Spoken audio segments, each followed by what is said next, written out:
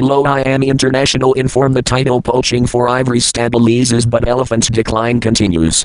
The number of elephants being killed for their ivory has stabilized, but overall species numbers have continued to decline. Data produced for 2015 shows that poachers are still killing more elephants than are born every year. The report also highlighted a rising trend in poaching in South Africa's Kruger National Park, considered one of the safest havens. But there was positive news from Eastern Africa, where elephant number have outpaced poachers for the fourth year in a row. Peak deaths.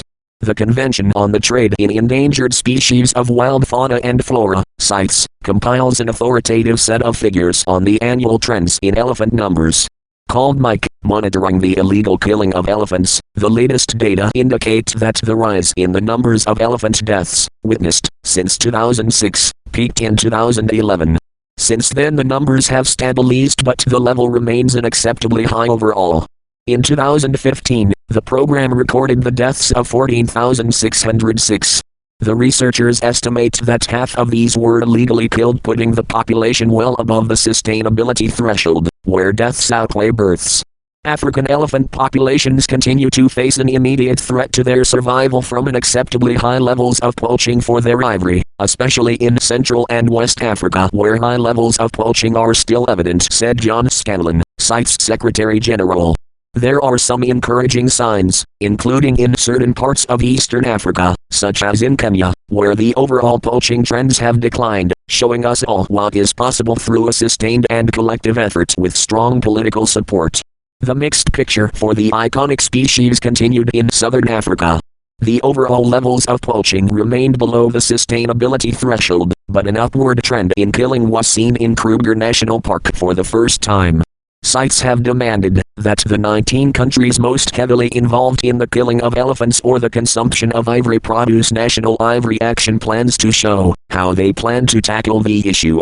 In January, the trade body said that China, Kenya, the Philippines, Thailand and Vietnam, all countries of primary concern, have substantially achieved the goals outlined in their plans.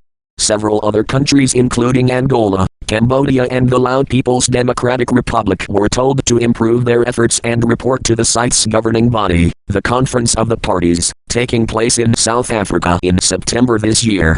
The momentum generated over the past few years is translating into deeper and stronger efforts to fight these crimes on the front line, where it is needed most, from the rangers in the field to police and customs at ports of entry and exit and across illicit markets, said John Scanlon.